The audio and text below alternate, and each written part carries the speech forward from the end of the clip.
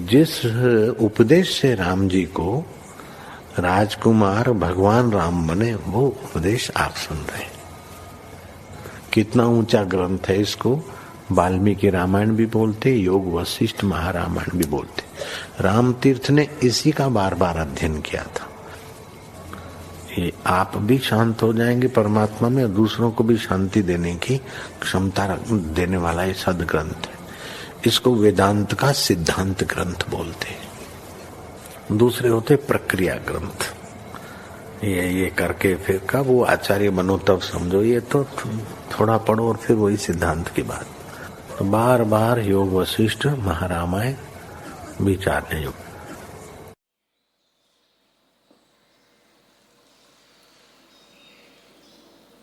ओम श्री सद्गुरु परमात्मने नमः। श्री वशिष्ठ जी बोले, हे रामचंद्र जी, बंधन और मोक्ष का लक्षण सुनो। विषय और इंद्रियों के संयोग से इष्ट में राग करना और अनिष्ट में द्वेष करना ही बंधन है। जैसे जाल में पक्षी बंध जाता है, ग्राह्य ग्राहक इंद्रियों के साथ विषय के संबंध से इष्ट अनिष्ट होता है। जिसमें इंद्रियों का संयोग होता है उसमें संबुद्धि रहे, उनके धर्म अपने में न देखे और उनका जानने वाला जो अनुभव रूप आत्मा है उसमें साक्षी रूप होकर स्थित रहे। इस प्रकार जो इनका ग्रहण करने वाला है वह सदा मुक्त रूप है। जो इससे भिन्न है वह मूर्ख जीव बंधन में पड़ता है। तुम इस ग्राह्य ग्राहक संबंध से सावधान रहो। इनका संबंध ही बंधन है और इनसे रहित होना ही मुक्ति है। राग द्वेष करने वाला मन है, इस मन का त्याग करो। मन ही दुखदाई है। जैसे कुम्हार का चक्र फिरता है और उससे बर्तन उत्पन्न होते हैं, वैसे ही मन रूपी चक्र से पदार्थ रूपी बर्तन उत्पन्न होते हैं। मन के स्फुरण से संसार सत्य होता है। जब फुरना निवृत्त होगा तब कोई दुख न रहेगा। हे रामचंद्र जी, ब्रह्मा से लेकर तृण पर्यंत किसी पदार्थ में राग हुआ तो बंधन है। मेरा यही आशीर्वाद है कि ब्रह्मा से लेकर तृण पर्यंत किसी पदार्थ में तुम्हें रुचि न हो, अपने आप में ही रुचि हो। यह संसार मिथ्या है, इसमें कोई पदार्थ सत्य नहीं है। सब मन के रचे हुए हैं। इससे मन को स्थिर करो। जैसे धोबी साबुन से वस्त्र का मैल दूर करता है, वैसे ही मन से मन को स्थिर करो। जब मन को स्वरूप में स्थिर करोगे तब मन अपने संकल्प का आप ही नाश करेगा। जैसे दुष्ट पुरुष की जब धन से वृद्धि होती है तो वह अपने भाई आदि के नाश का उपाय करता है, वैसे ही मन जब आत्मपद में स्थित होता है तब अपने संकल्प को नष्ट करता है। जब तुम्हारा मन स्वरूप में स्थित होगा तब तुम मनहीन अर्थात संकल्प विकल्प से रहित होंगे और तुम्हारे सब दुख नष्ट हो जाएंगे।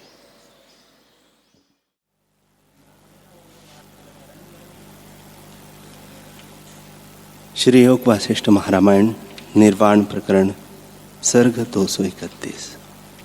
मुनीश्वर बोले, हे बधिक, यह जगत आदि में अकारण और आत्मा का आभास मात्र है। आत्मा में इसका अत्यंत अभाव है और कुछ पदार्थ बने नहीं। आत्मसत्ता ही अपने आप में स्थित है। इसलिए चिदाकाश चिन्मात्र है और उसका किंचन चेतनता है। जैसे सूर्य की किरणों का आभास जल दिखता है परंतु मिथ्या है, वैसे ही आत्मा का किंचन चेतन है। वह किंचन संवेदन अहम भाव को लेकर जगता गया है और जैसे जैसे जगता है वैसा ही वैसा जगत होकर भासित होता है। जो जो उसमें निश्चय किया है कि यह कर्तव्य है, इसके करने से पाप है, यह करना है, यह नहीं करना है, और देश काल क्रिया क्रम है, सो यह इसी प्रकार है। यह ऋषि है, यह देवता है, यह मनुष्य है, यह द्वैत है, यह धर्म है, यह कर्म है, इससे इनका बंधन है, इनसे इनका मोक्ष है। हे बधिक, जो आदि नीति रची है वह वैसे ही अब तक स्थित है, अन्यथा नहीं होती। उसी में कारण कार्य क्रम है। प्रथम जो सृष्टि उपजी है वह बुद्धिपूर्वक नहीं बनी। आकाश मात्र उपजी है और जैसी उपजी है वैसे ही स्थित है। फिर पदार्थ जो एक भाव को त्याग कर और भाव को अंगीकार करते हैं सो कारण से करते हैं, कारण बिना नहीं होते, क्योंकि प्रथम सृष्टि अकारण है और पीछे से सृष्टि काल में कारण कार्य हुए हैं। परंतु हे बधिक, जिन पुरुषों को आत्मा का साक्षात्कार हुआ है उनको यह जगत कारण के बिना ब्रह्म स्वरूप भासित होता है, और जिनको आत्मसत्ता का प्रमाद है उनको कार्य कारण सत्य भासित होता है। परंतु आत्मा ब्रह्म निराकार अकारण है, उसमें संवेदन के फुरने से अब्रह्मता भासित होती है। निराकार में आकार भासित होता है और अकारण में कारण भासित होता है। जब संवेदन जो मन का जगना है वह स्थिर हो जाता है तब सब जगत कारण कार्य सहित दिखता है। पर प्रथम अकारण उपजा है, पीछे से देवता, मनुष्य, पशु, पक्षी, पृथ्वी, जल, तेज, वायु, आकाश पदार्थों की मर्यादा हुई है और बंधन व मोक्ष की नीति हुई है। वह ज्यों की त्यों है। जैसे जल शीतल ही है और अग्नि उष्ण ही है। जब जीव आत्मसत्ता में जागता है तब कारण कार्य सहित जगत नहीं दिखता। स्वप्न सृष्टि प्रथम अकारण भासित होती है और जब दृढ़ हो जाती है तब कारण से कार्य होता है, वह दृढ़ हो जाता है। जैसे मृत्तिका बिना घट नहीं बनता, पर जाग उठने से सब जगत आत्मरूप हो जाता है। हे बधिक, यह जगत संवेदन में स्थित है।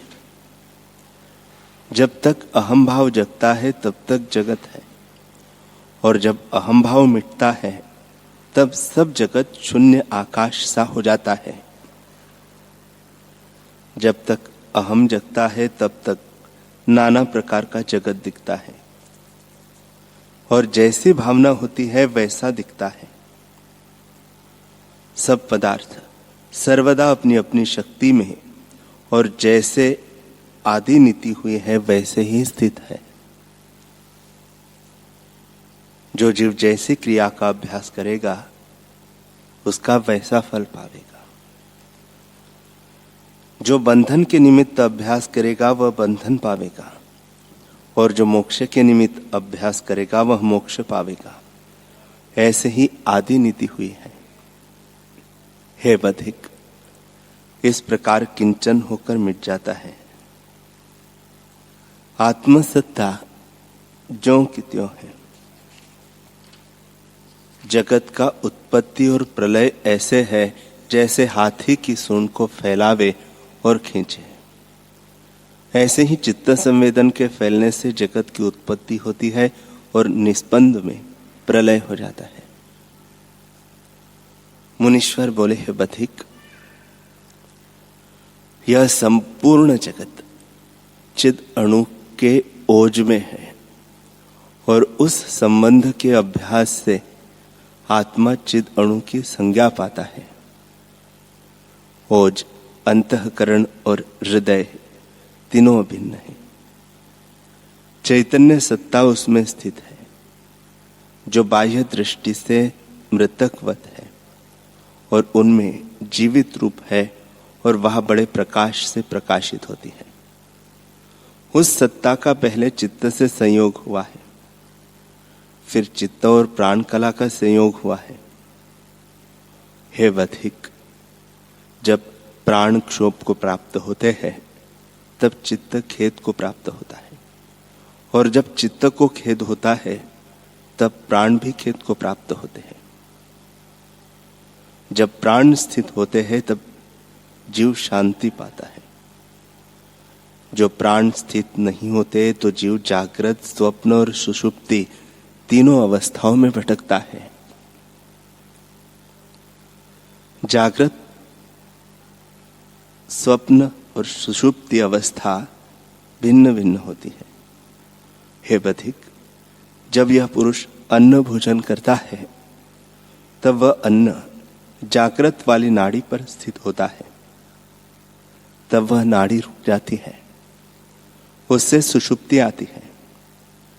जिन नाड़ियों में गई हुई चित्त की वृत्ति जागृत जगत को देखती है वे जागृत नाड़ी कहलाती है। उन पर अन्न जाकर स्थित होता है। चित्त सत्ता चित्त में प्रतिबिंबित है। यह चित्त नाड़ी उसके तले आ जाती है, तब प्राणवायु भी उस नाड़ी में ठहर जाता है। जब चित्त का स्पंदन भी ठहर जाता है तब सुषुप्ति होती है।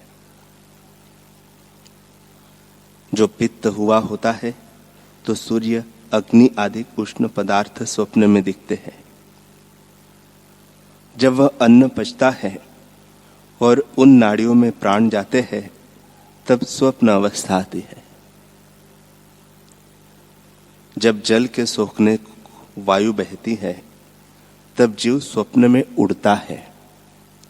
जब कफ बहुत होता है तब जल को देखता है, नदियां, तालाब आदि देखता है और जाकर उनमें डूबता है। जब उष्ण नाड़ी में अन्न जल पहुंचता है तब जागृत अवस्था होती है। इसी प्रकार जीव तीनों अवस्थाओं में भटकता है। जगत न भीतर है और न बाहर, केवल अद्वैत सत्ता ज्यों की त्यों है। उसके प्रमाद से चित्त की वृत्ति जब बहिर्मुख जगती है तब जीव जगत को जागृत देखता है। जब बाहर की इंद्रियों को त्याग कर भीतर आती है तब भीतर स्वप्न जगत देखता है, और जब अपने स्वभाव में स्थित होती है तब और कल्पना मिट जाती है। सब ब्रह्म ही भासित होता है। इसे सब कल्पना को त्याग कर अपने स्वरूप में स्थित हो। मुनीश्वर बोले, हे बधिक, ये तीनों अवस्था आती और जाती है। इनका अनुभव करने वाली जो सत्ता है वह आत्म सत्ता है। वह सदा एक रस है। जिस पुरुष को अपने स्वरूप का अनुभव हुआ है उसको अपना किंचन भासित होता है, और जिसको प्रमाद है उसको जगत दिखता है। यह जगत चित्त की कल्पना है। जिसको स्वरूप का प्रमाद है उसको जगत दिखता है। जब इंद्रिया विषयों के सम्मुख होती है तब जगत दिखता है, और उस संकल्प जगत को देखकर राग द्वेष युक्त होती है। फिर इंद्रियों के विषय पाकर जीव हर्ष शोक पाता है। हे बधिक, जिस चिदणु का इंद्रियों से संबंध है उसको संसार का अभाव नहीं होता। जीव नेत्र, त्वचा, जिह्वा, नासिका और क्षोत्र इंद्रियों से देखता, स्पर्श करता, रस लेता, सूंघता, सुनता और मानता है, तब संसारी होकर दुख पाता है। जब इनके विषयों को त्याग कर अपने स्वभाव की ओर आता है तब सब जगत को आत्मरूप जानकर वह सुखी हो जाता है। हे बधिक, चित्त के फुरने का नाम जगत है और चित्त के स्थिर होने का नाम ब्रह्म है। जगत और कुछ वस्तु नहीं, इसी का आभास है। चित्त के आश्रित सब नाड़ी है, उसमें स्थित होकर जीव तीनों अवस्थाएं देखता है, पर वास्तव में जीव चिदाकाश आत्मा है। अज्ञान से जीव संज्ञा पाई है। हे बधिक, ओज धातु जो हृदय है, उसमें चिदणु स्थित होकर दीपक की ज्योति सा प्रकाशता है। उसी के ओज के आश्रित सब नाड़ी है, वे अपने अपने रस को ग्रहण करती है। जब प्राणी भोजन करता है और अन्न जागृत नाड़ी में पूर्ण होता है, तब जागृत का अभाव हो जाता है और चित्त की वृत्ति और प्राण आने जाने से रहित हो जाते हैं। वह नाड़ी मूंद जाती है। फिर जब कफ नाड़ी में प्राण जगते हैं, तब स्वप्न दिखता है। हे बधिक, जब इंद्रियों को ग्रहण करके चित्त की वृत्ति बाहर निकलती है, तब जागृत जगत होकर भासित होता है। जब तन्मात्रा को लेकर चित्त की वृत्ति ओज धातु में फुरती है, तब स्वप्न आता है। जब ओज धातु पर अन्न आदि पदार्थों का बोझ पड़ता है, तब सुषुप्ति होती है। जब निद्रा और जागृत का जोर होता है, तब दोनों दिखते हैं, और जब दोनों में से एक का बल अधिक होता है, तब वही जागृत और सुषुप्ति भासित होती है। जब निद्रा से रहित मंद संकल्प होता है, तब उसको मनोराज्य कहते हैं। और जब बाह्य विषयों को त्याग कर चित्त की वृत्ति अंतर्मुख होती है, तब स्वप्न होता है। वह जिस सिद्धांत में जाता है, उसके अनुसार भीतर जगत दिखता है। कफ के बल से चंद्रमा, क्षीर समुद्र, नदियां, जल से पूर्ण तालाब और वृक्ष, फूल, फल, बगीचे, सुंदर वन, हिमालय, कल्प वृक्ष, तमाल, सुंदर स्त्रियां, बेले, बावलिया इत्यादि सुंदर और शीतल स्थान देखता है। जब पित्त का बल अधिक होता है, तब सूर्य, अग्नि और सूखे वृक्ष और टास देखता है। संध्या काल के मेघ की लाली देखता है। वन और दूसरे स्थानों में अग्नि लगी देखता है, और पृथ्वी तपी हुई रेती और मरुस्थल की नदी दिखती है। जल उष्ण लगता है, हिमालय का शिखर भी उष्ण लगता है, और नाना उष्ण पदार्थ दिखते हैं। जब वायु का बल अधिक होता है, तब स्वप्न में अधिक वायु देखता है। पाषाण की वर्षा होती दिखती है। अपने को अंधे कूप में गिरता देखता है। हाथी घोड़े उड़ते दिखते हैं। मनुष्य अपने को उड़ता फिरता देखता है। अप्सरा के पीछे दौड़ता है। पहाड़ों की वर्षा होती है। वायु तीक्ष्ण वेग से चलती और अन्न आदि पदार्थ चलते दिखते हैं और विपरीत होकर भासित होते हैं। इस प्रकार जीव वात, पित्त और कफ से स्वप्न में जगत देखता है, और जिसका बल विशेष होता है, वह उस धर्म में देख पड़ता है। वासना के अनुसार जीव न्यून अधिक राजस, तामस और सात्विक पदार्थ देखता है, और जब तीनों इकट्ठे होकर कुपित होते हैं, तब प्रलय काल देख पड़ता है। हे बधिक, जब तक वात, पित्त और कफ के अंश के साथ मिली हुई पुर्यष्टका कफ के स्थान में प्रवेश करती है, तब तक समान जल के क्षोभ दिखते हैं। इसी प्रकार वात, पित्त और कफ जिसके स्थान में जाता है और अन्य स्वभाव को लेता है, तब तक समान क्षोभ भासित होता है।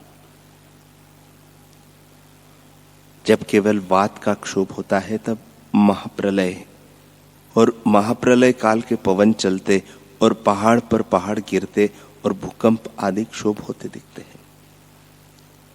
जब कफ का क्षोभ होता है तब समुद्र उमड़ते हैं, पित्त से अग्नि लगती है और महाप्रलय किनाई तत्व क्षोभ को प्राप्त होते हैं।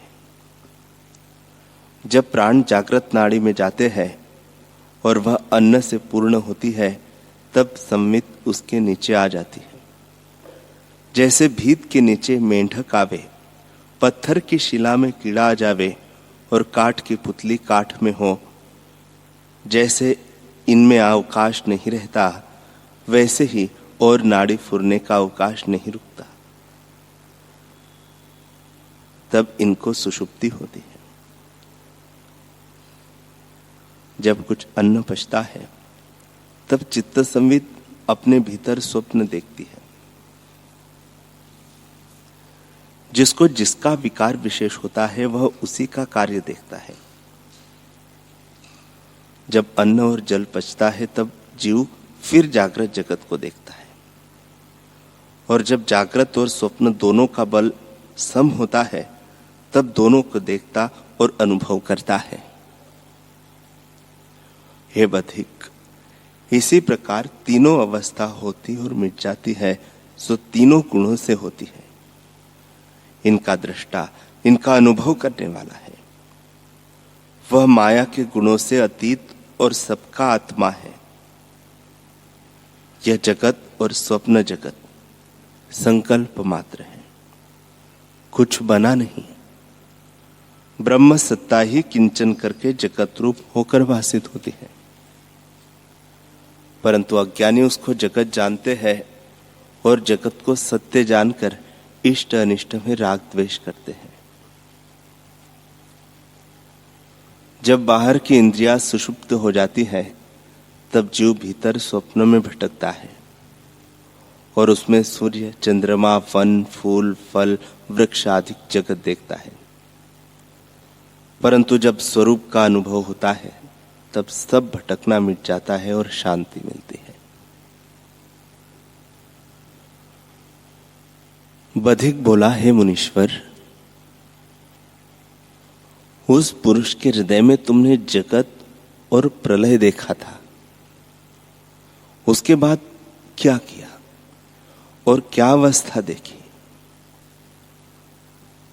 मुनीश्वर बोले, हे बधिक, उसके चित्त स्पंद में मैंने देखा कि बड़े बड़े पहाड़ प्रलय की वायु से सूखे तृण किनाई उड़ते हैं और पत्थरों की वर्षा होती है। इस प्रकार मैंने प्रलय के क्षोभ देखा। मेरे देखते देखते जागृत वाली नाड़ी में अन्न स्थित हुआ तो वहां जो अन्न के दाने गिरे वे पर्वत जैसे मुझे दिखे। चित्त स्पंदन जो संवित थी वह रोकी गई। उसमें स्थित मैं तामस नरक में जा पड़ा, जैसे वहां मैं भी जड़ हो गया और मुझको कुछ ज्ञान न रहा। जब कुछ अन्न पचा और कुछ अवकाश हुआ तब प्राण का स्पंदन जगा, और जैसे निस्पंद हुई वायु स्पंदित होकर चले वैसे ही वहां संवित पूरी। तब सुषुप्ति दृश्य होकर भासित होने लगी, मानो आत्मा दृष्टा ही दृश्य रूप होकर भासित होने लगा हो, परंतु और कुछ नहीं बना। जैसे अग्नि और उष्णता, जल और द्रवता और मिरच और तीक्ष्णता में भेद नहीं, वैसे ही आत्मा और दृश्य में कुछ भेद नहीं। हे बधिक, इस प्रकार मैंने जगत को देखा और सुषुप्ति से जागृत दृश्य उपजा भासित हुआ, और मुझको भी दृष्टि आया। जैसे कुमारी कन्या से संतान उपजे।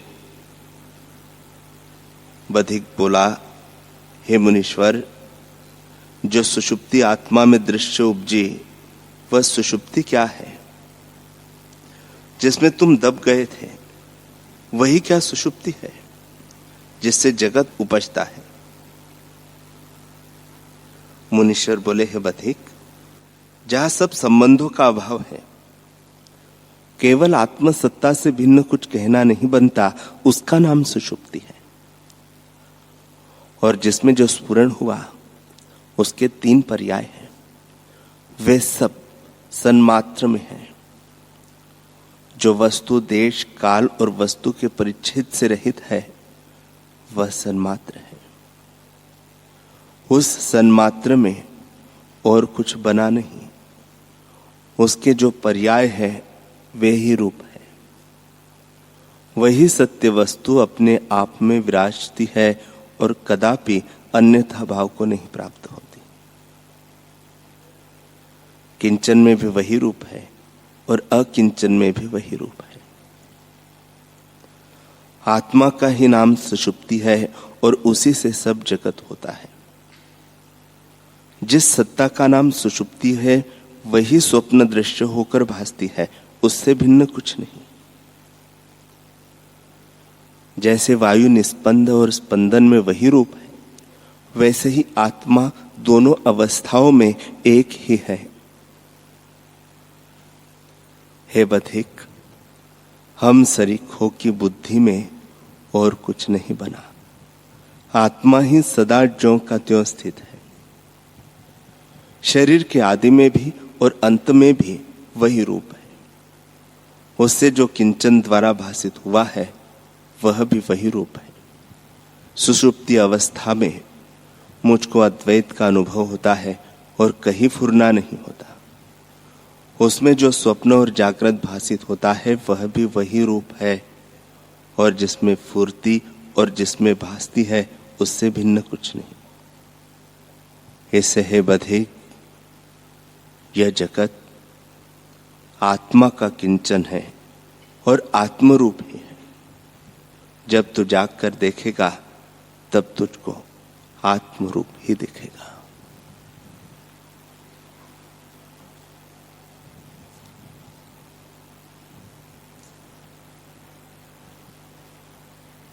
हरि ओम।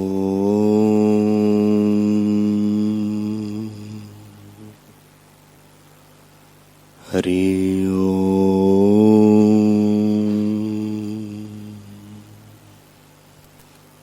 ओम सहना भवतु सहनौ भुनक्तु सह वीर्यं करवावहै तेजस्विनावधीतमस्तु मा विद्विषावहै।